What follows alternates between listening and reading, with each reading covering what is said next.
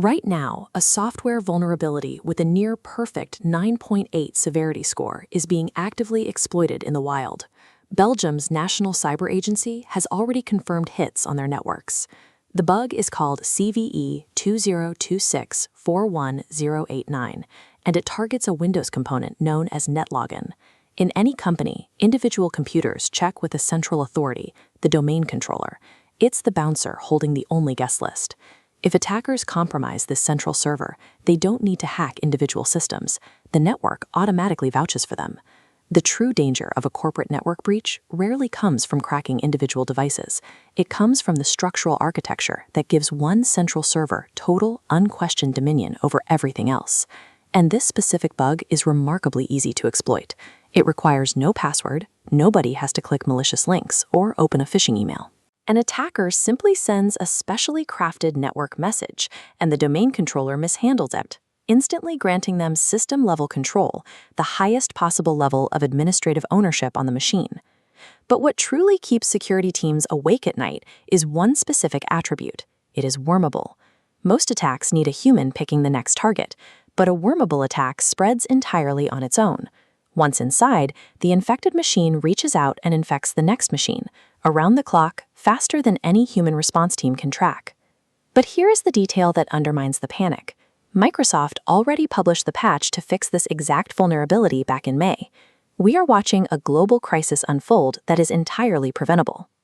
This sequence is a near-exact match for the events of 2017. Back then, a wormable Windows flaw in a file-sharing protocol called SMB allowed ransomware to self-replicate across the planet. We know it today as WannaCry.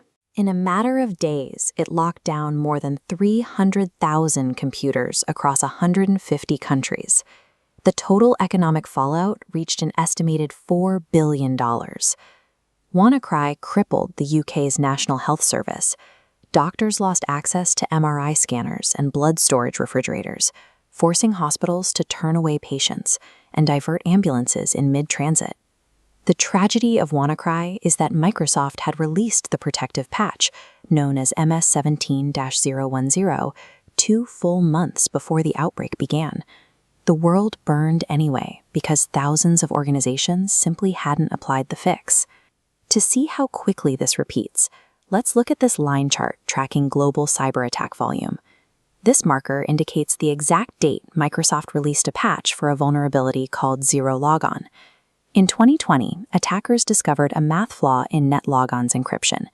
By firing login requests filled with zeros, they could instantly erase a domain controller's password. Look at the attack volume. This massive, exponential spike in global exploitation occurred entirely after the patch was publicly available and distributed, which brings us back to today and CVE 2026-41089. We are looking at the exact same target, the domain controller, the exact same vulnerable component, Netlogon, and the exact same zero-click, total takeover methodology. We are caught in a 3-year loop.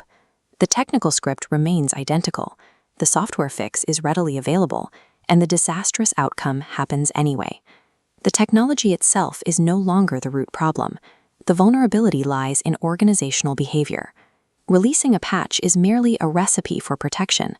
It only works if someone actually steps into the kitchen and cooks it. An unapplied patch protects no one. This comparative velocity graph illustrates the mechanics of the failure. The steep, immediate curve represents the attackers. The moment a fix is published, malicious actors reverse engineer the code to identify the exact logic failure.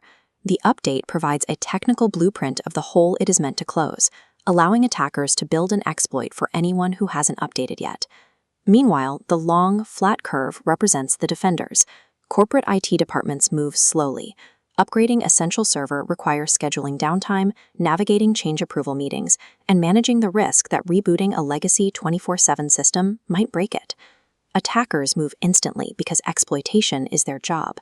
Defenders hesitate because moving fast feels risky. Every global cyber crisis of the last decade lives in the gap between those two speeds. If you manage a network, the directive is simple. Patch your domain controllers right now. Do not wait for the next scheduled maintenance window. This is the rare emergency where the threat of total compromise justifies taking the network offline. Beyond that, find your blind spots.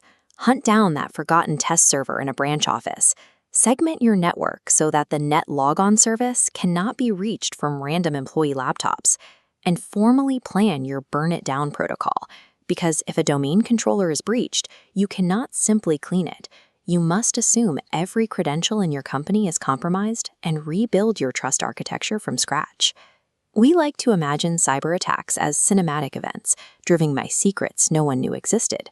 The reality is much more mundane. Major catastrophes are almost exclusively the result of known fixes being applied just a little too late.